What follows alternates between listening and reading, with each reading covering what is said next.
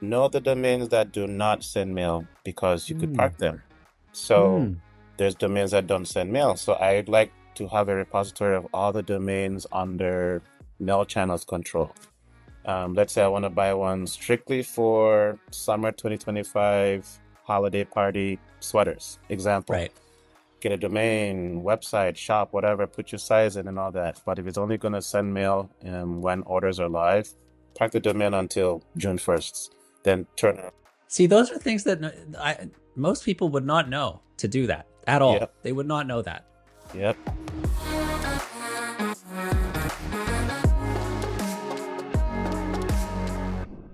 All right. Yeah. So we're on with Udemy. It's Udemy Ukut, right? Is that the right pronunciation? Yes, sir.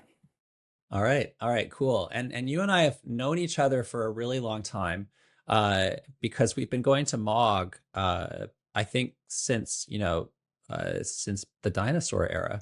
Uh, when was the first time you went to a Mog event?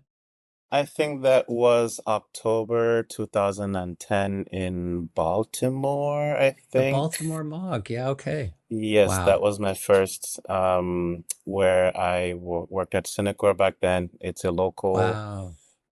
provider here in the Buffalo area.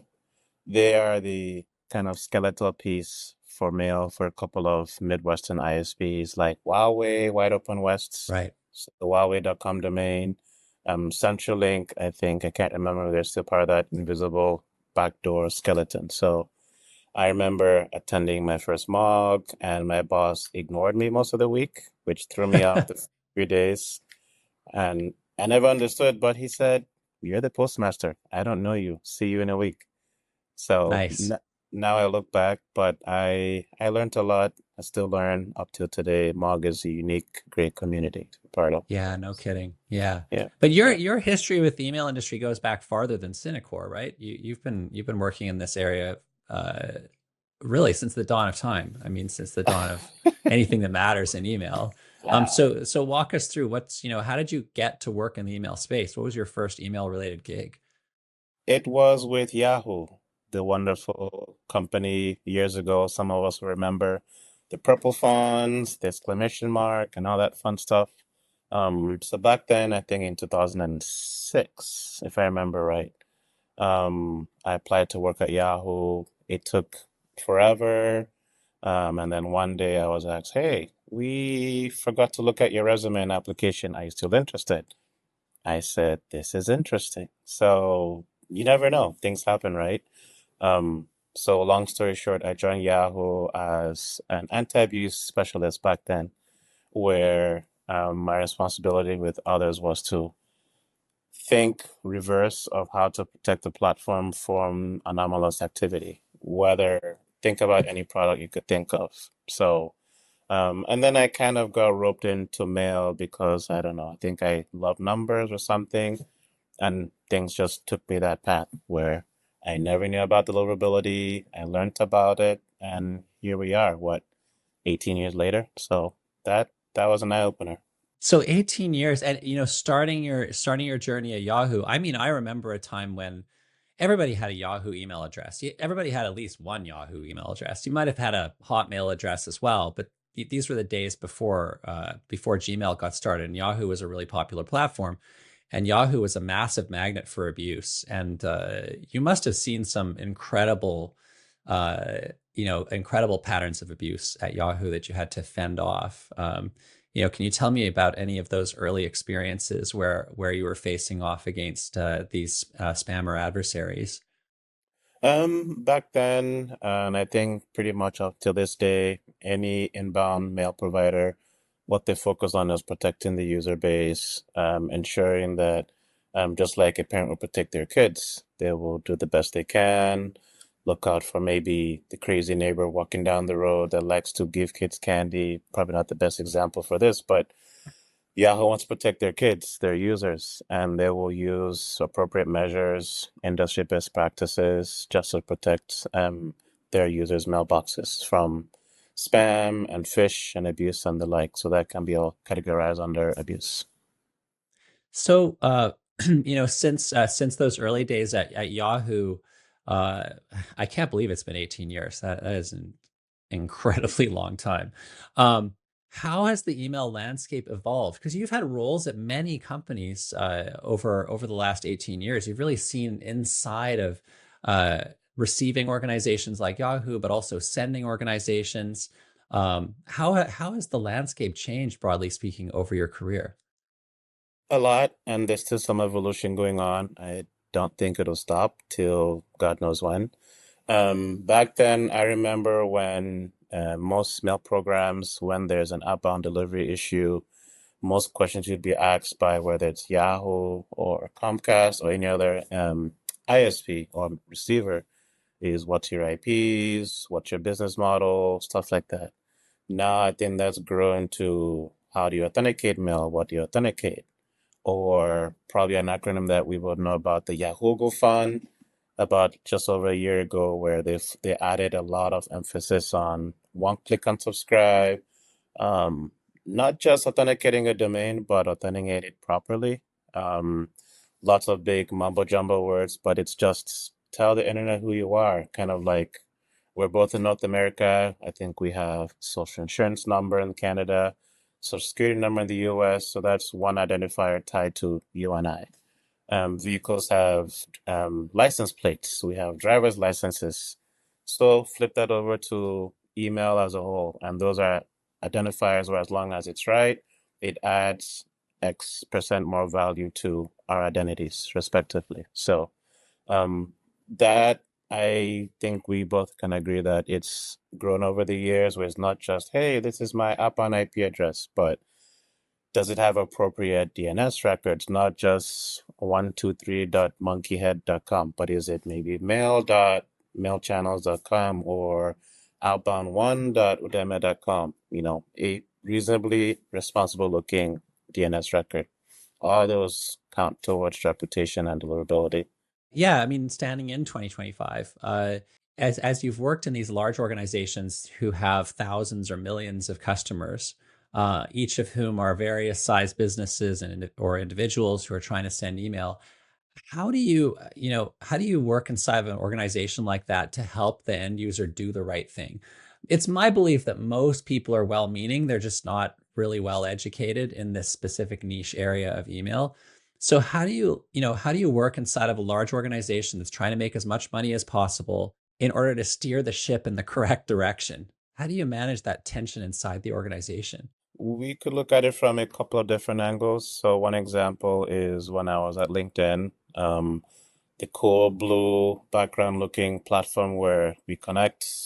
One analogy could be the Facebook of the career world or something like that. But there were times where I would have to look at different business entities or departments or business units at LinkedIn and explain to them the in and outs of mail reputation, Mm. deliverability, branding, just like your typical ESP customer at one of the larger digital marketing automation places like MailChimp, Twilio, etc.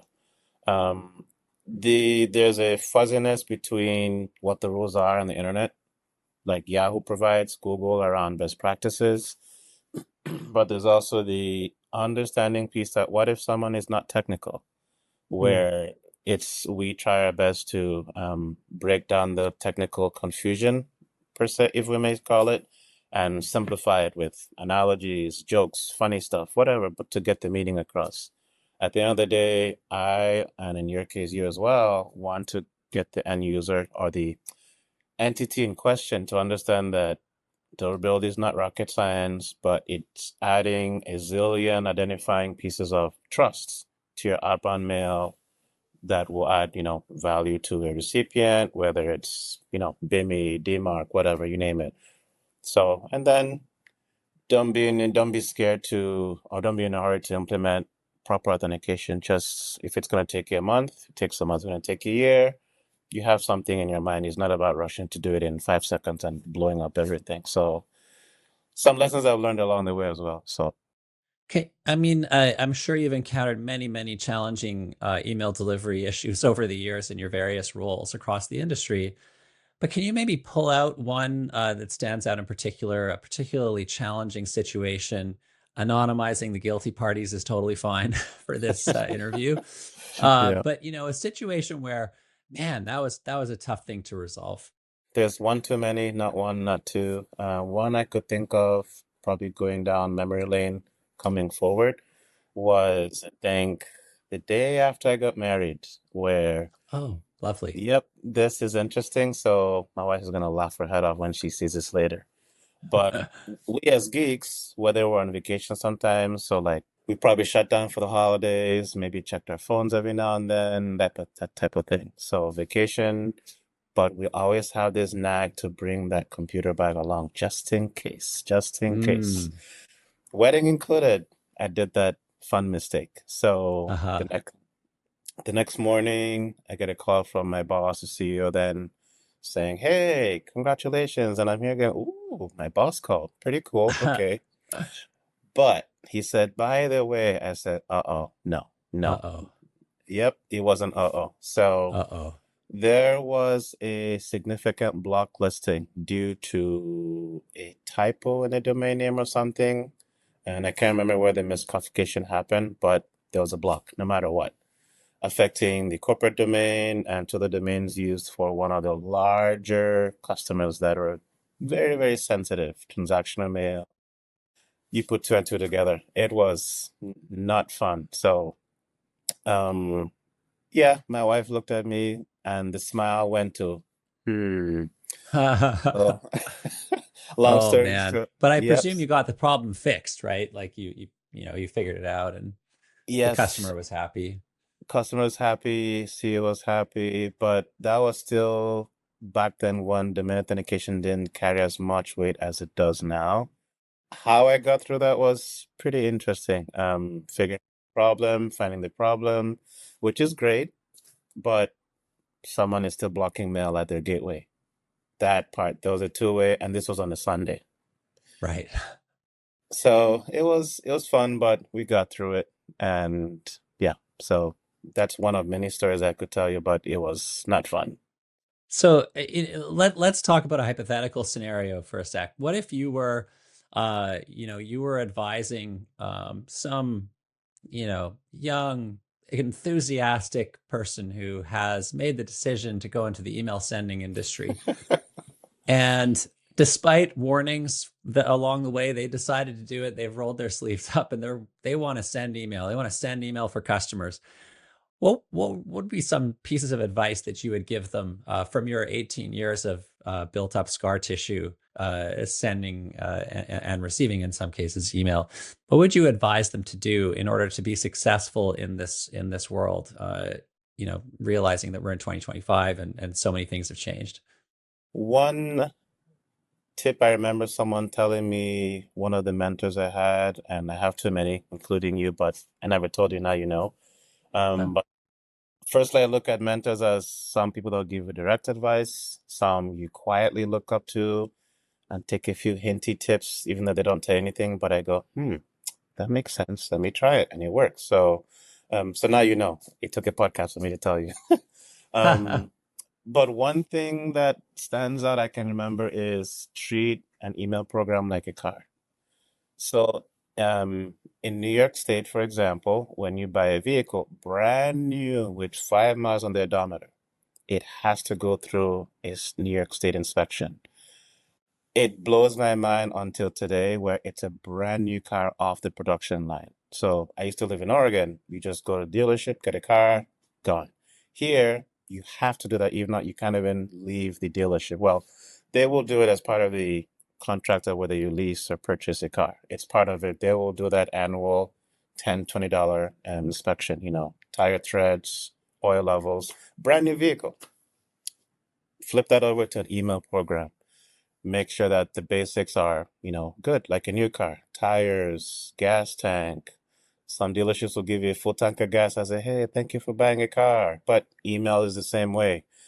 We talked about, RDNS, IPs, but just know where everything is, whether it's a scratchy, not too pretty looking whiteboard, just something, and then document it, of course. But know the IPs you have, know what domains are used to send mail, talking about authentication today.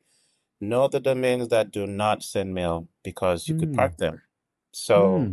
yep, it's an interesting one that I figured out a few years ago, I think, right before when I joined LinkedIn, but there's domains that don't send mail. So I'd like to have a repository of all the domains under mail channels control. Let's say I want to buy one strictly for summer 2025 holiday party sweaters. Example, Right.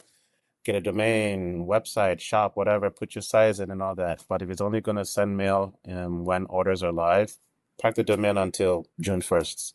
Then turn it. Yep, little things like that for obvious Interesting. reasons. See, those Yep, are things that most people would not know to do that, like at all. yep, They would not know that. yep. So you and I can relate that from a DMARC enforcement perspective. You don't flip on the switch and go to reject policy from day one.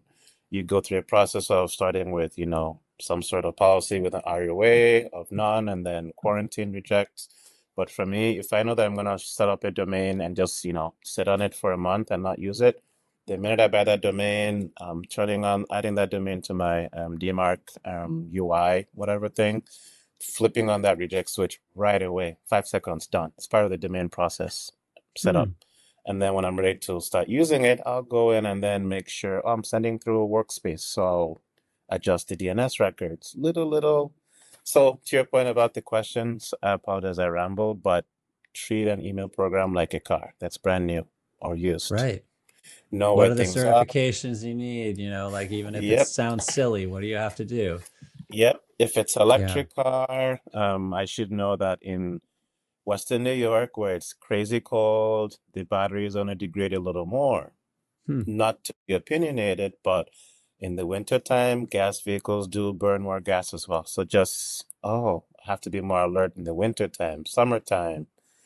Email program, same thing. So it's not perfect. I've made mistakes too, but treat it like a vehicle, for example. Or, yeah. And I think it helps just that it cuts down some of the scaredy cat feeling of, oh my God, something's gonna blow up, and just, I know where to go. I know where to go. It helps. It helps too. Hmm. So. In your career journey, you've not only worked for companies, but you've been one of those rare people who really get involved with the industry community to work on standards and best practices. Whether it's within MOG, which is a bit of a secretive organization, we can't talk about it very much. But if you're in email, you got to be a part of that. Or if it's within more open standards organizations. One of the initiatives that you worked on is brand indicators for message identification, or BIMI, as it's more colloquially known.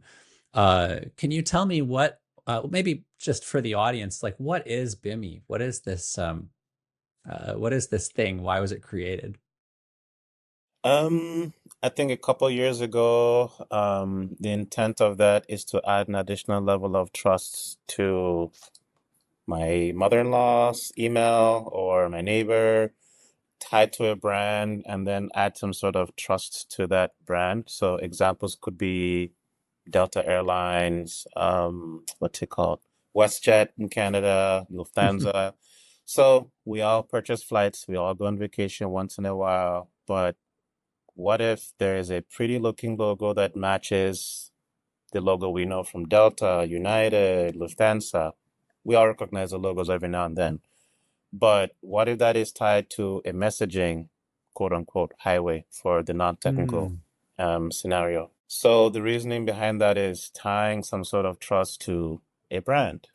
And I say messaging because years ago, I remember there was some chatter about it's not just an email thing. It could be an app, which is messaging platform one to one.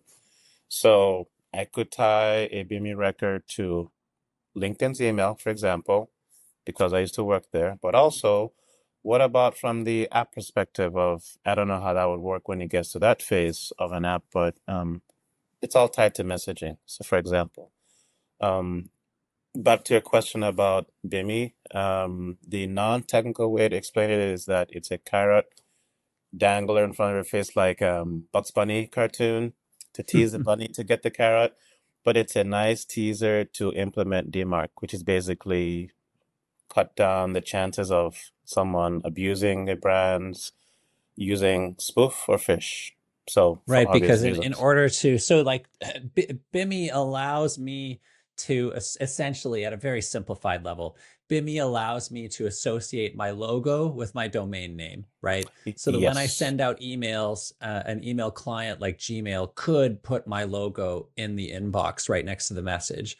And uh, it would be hard for somebody else to, put a very similar looking logo into their BIMI record and spoof my domain because Google can do stuff behind the scenes, right? Yep. So Yep. it allows me to say, this is my logo associated with my domain. Take, if you want mail platform, go ahead and show it, but you can use your own filtering to figure out whether you actually want to do that, based on volume and stuff like that. But bottom line, it allows big brands and small brands potentially, but brands to associate their domain with a logo, which of course increases trust because now when you get an email in your inbox, if you see, like your bank logo next to the message, you can be pretty sure that that actually came from your bank. It's not from some imposter.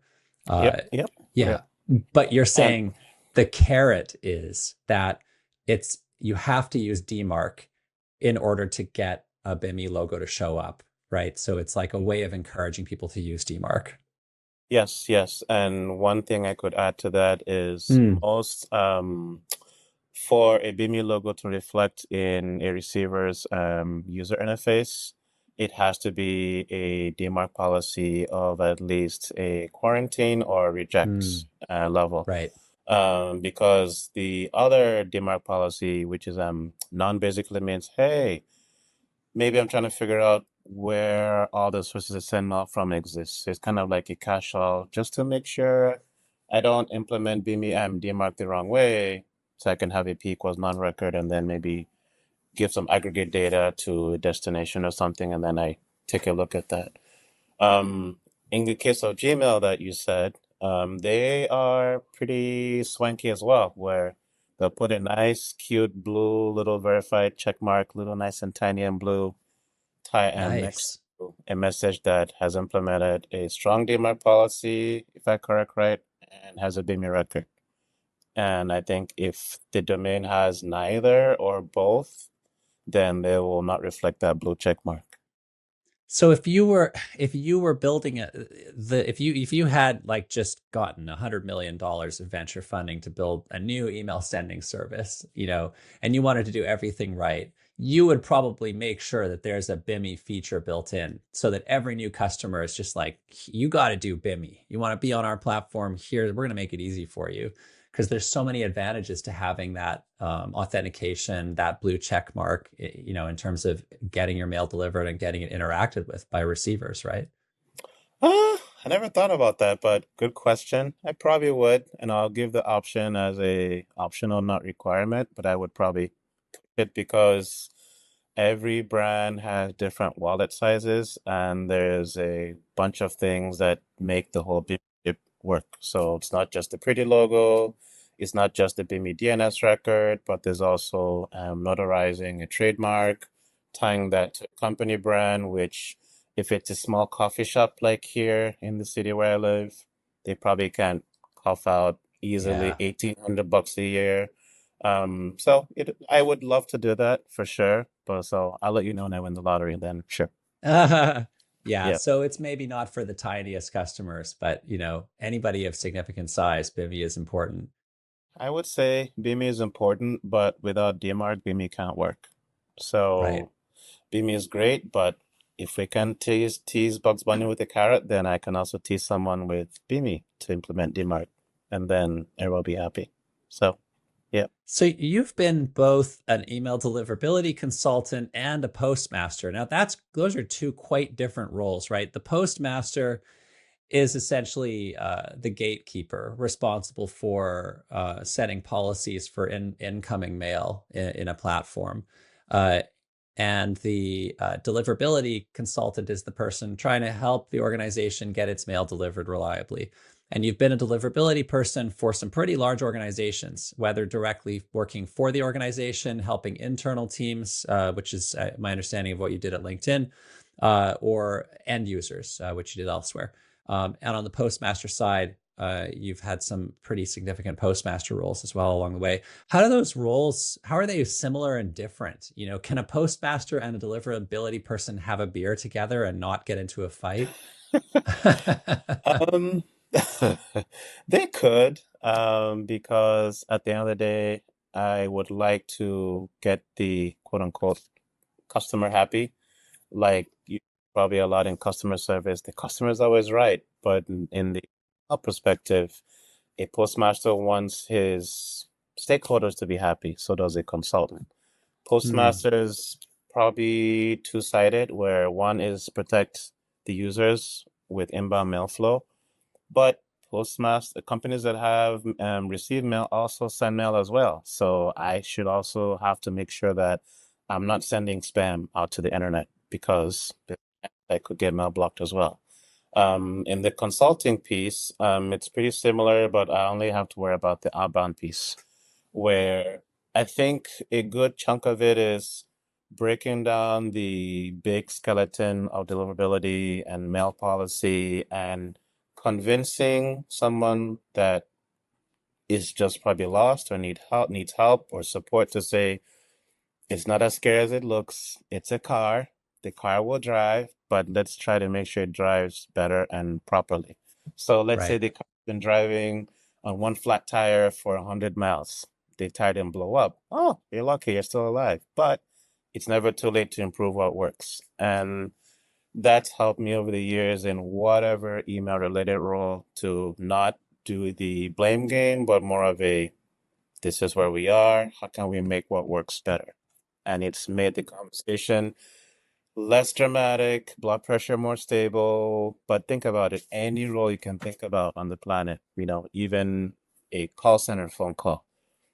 Most of the time, or part of the time, they're going to have angry people yelling, but they want to keep the customer's blood pressure down, help them out, you know, emails the same way, just a little crazier. So Okay, yeah. What makes it crazy? What makes it just a little bit crazier? Because I don't. We tend to take it for granted, in the echo chamber of the email community, or we kind of know how things work. Like, we've been going to Mog since 2010. I've been going to Mog since even before that, which is crazy. And we've seen, the same presentations effectively over and over again. Here's a new kind of attack that's happening. Here's how we fought it. That sort of thing recurs many, many times over. But for the general public, they really have no idea of the constant battle that's going on and evolving behind the scenes. So can you sketch out, like, what does it actually look like? Maybe what does a day in the life of somebody who's working in deliverability actually look like? it's like being a parent to a child or being a college sports coach. And I use those two examples because I'm a parent, but also I played tennis. I started to play tennis as a kid and then evolved to playing adult league tennis. I Hmm. captained teams with adults playing local, regional, national tennis events. And I remember my first year being a tennis captain. And I'm not derailing, I'm just trying to the Yeah. perspective. So where some teams were just guys, and some teams were guys and girls. Mr. Captain, do whatever you want. I go, nope, it takes a team. But I didn't know I was learning a skill on how to manage different people. And the word manage is more of a being a captain. So you tell people you play on this court, you play with that person, and sometimes people don't get along with each other or don't want to play with certain people. But I've always tried to not be perfect and just we're a team. It takes a village to get somewhere. Um, I think in the anti-abuse community or MOG, like you said, or even to the general public, it's pretty similar where we have this consistent day-to-day in and out of thinking outside the box of what we see and then trying to be a step ahead of doing things right and make sure they're right. So Hmm.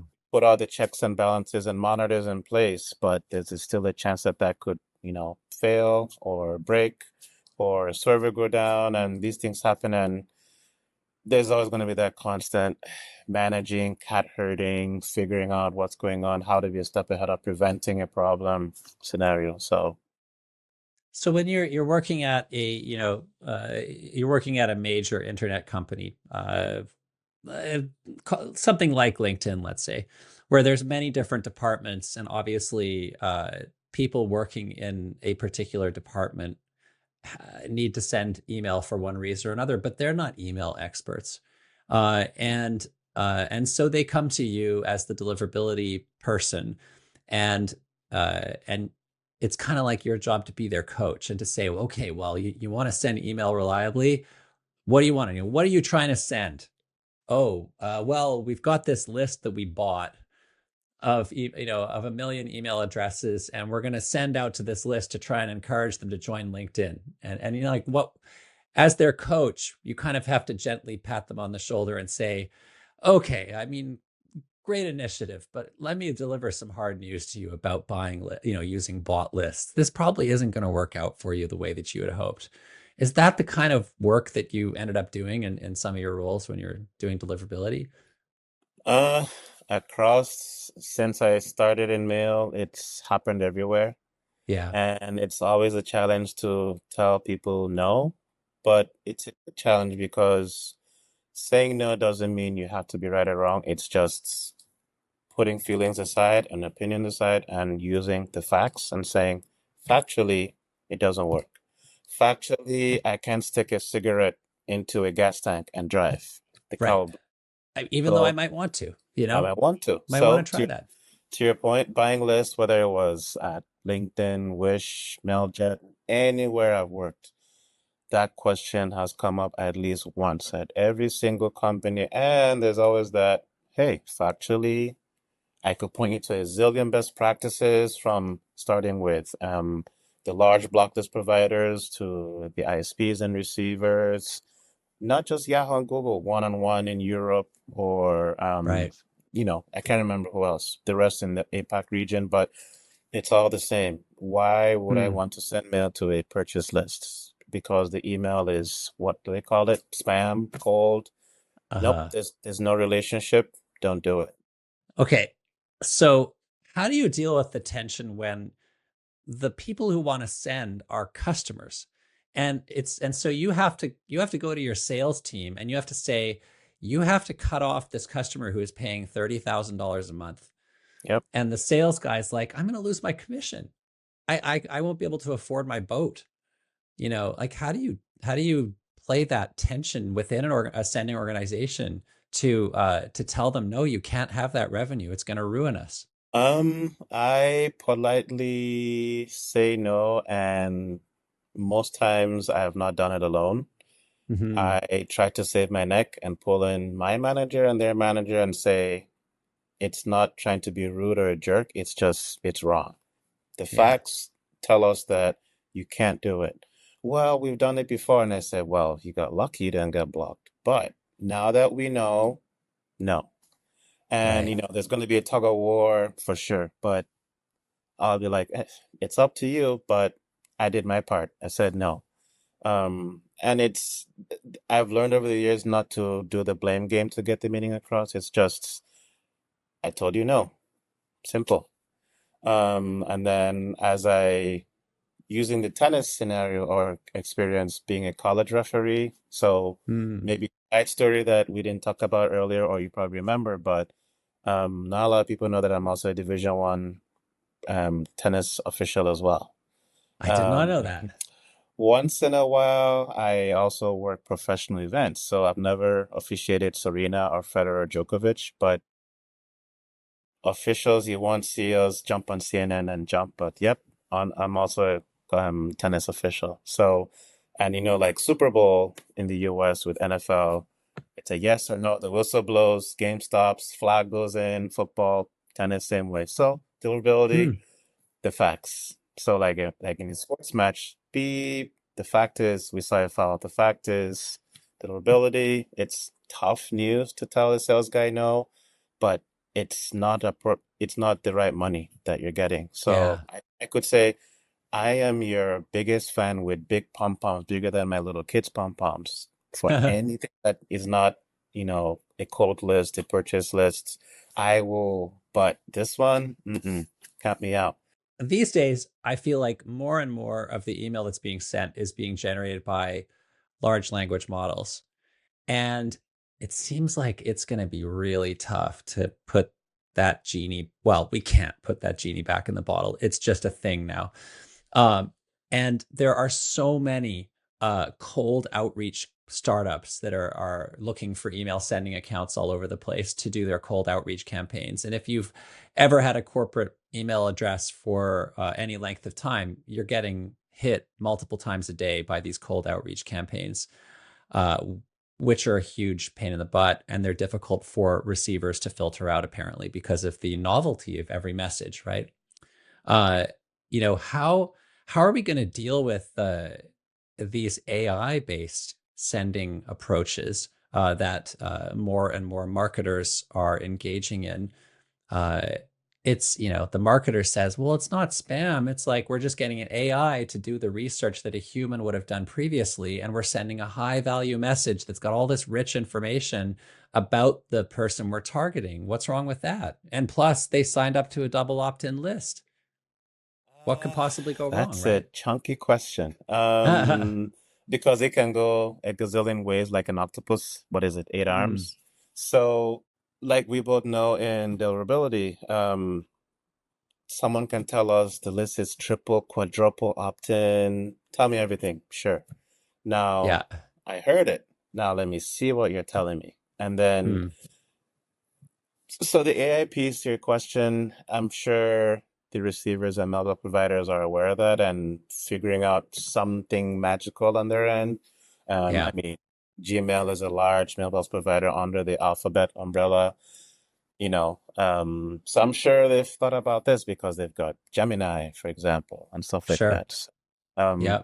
but to your point, that's a tricky one where cold mail, yes, it's here and there. You see it, we see it a lot more, but I think it's just on a case by case basis. We'll see what happens, and the mail providers know how to handle stuff like that.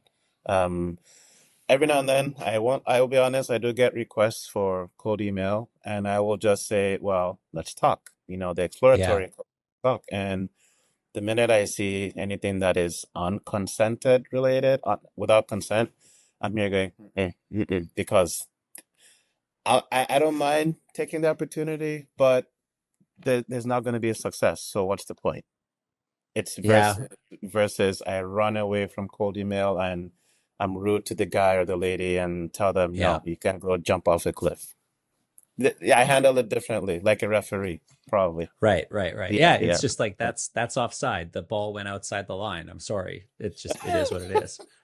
Yeah, yeah, yeah. um, yeah, there Yeah. was a discussion on Hacker News if sometime in the fall. It was Hacker News is the Y Combinator blog style or Reddit style news service, and entrepreneurs can post their it's called a show HN, where they can talk about their business, what they're up to. And someone was talking about um, their how they do cold outreach emails, like how they do it, how they use AI, how they build the lists. And like what they were literally describing was a criminal conspiracy to defraud email platforms like Gmail. They literally on their blog were describing uh, a criminal conspiracy to, maintain batches of fake Gmail accounts that they would rotate through very carefully to avoid limits in order to send out cold outreach emails. And I thought, wow, it is fascinating that somebody is willing to publicly talk about how they are committing crimes, actual crimes, uh, that they not only could get sued for in a civil manner by one of the email providers, but it could literally land them in jail. And they were just openly talking about it. It really leads me to believe that there's a lot of naivety out there about not just the norms of the email industry, uh, but the legal landscape around the basic rules that we all have to play by in any country, in any civilized country. That's very interesting and very scary that they're that. I mean, if it's snowing outside, I'd love to take the kids and push them down the hill and let them scream without letting them get hurt. But that's that's above my head. Um, but I'm also sure that they are that naive to be that blunt. But there's Mm, also the people where they forget that every message that is fed into any inbound mailbox provider, mailbox provider or receiver is being caught, seen, stamped. I'm sure the big players and the small ones are not dumb. I'm sure they're yeah. aware. So, but to your point, it's just sad, but yeah. Yeah. So, Yeah, I think these guys are getting away with it for now. Uh, it's a ton of manual labor, like creating all these Gmail accounts, rotating through them, using proxies. They have to do a lot of stuff in order to keep the game going, but the money they're making from it was astronomical. They scaled to like 2 million in the first year, and it's like three people, so the money is extraordinary, and that's what keeps them going. and that's the problem that makes it harder for the not bad senders, but I think we discussed a little earlier that where there's people that will make honest mistakes or just don't Google every single day and doom scroll. Hmm. And you and I have seen a few folks where they just don't know about one click unsubscribe, for example. There's folks that legitimately do not know about it. Right. Where I think there's even a brand I unsubscribed from last week. We understand the 10-day can spam, blah, blah, blah. I get it. But most opt-out features these days can do it right away. Okay, I'll give it a few days thing. It's been about 2 weeks. I'm still getting Yeah. them. I've opted out. I've moved it to Yeah. the spam folder. But that's a legitimate business that, household that you and I use every now and then for like, day-to-day Yeah. stuff. So yeah, it's crazy how they Yeah. can still sell, but hats to them. It won't it nothing like that will last forever, but it's just sad. So yeah. Yeah. I think at Mog, I often come home from Mog feeling a bit sad because I've seen all these presentations about how bad things are and how difficult it is to just get brands to do the right thing. And the extent of the criminality going on in the email space all the time is just mind blowing. Uh, yeah, that Baltimore conference was one of the more interesting ones, and if I recall correctly, because I won't speak specifics because of confidentiality rules, but Baltimore is a national security nexus, right? And so it attracted a lot of really interesting presentations. Yep. Yeah, so hopefully the organization has another conference in that part of the world again. I found that very interesting. Okay, so just to kind of wrap things up, I wonder if you could pass on one thing, just pick one thing that you wish everyone uh, could know about email marketing or deliverability. Uh, One bit of wisdom. I can kind of imagine what it might be, but in your words, what is one thing that you wish everybody knew who watches this podcast? I sometimes give the example that deliverability is a planet in the solar system, and you can feel the hairs on people's head go off, or they or huh. And I say, well, think about it. The solar system, couple planets, each are different. Humans want to try and go to all 10 or whatever and all that. Forget movies and Hollywood and Neil Armstrong and all that. That's one piece. But deliverability is a planet of its own. It's different from email marketing per se. They do interject and intertwine.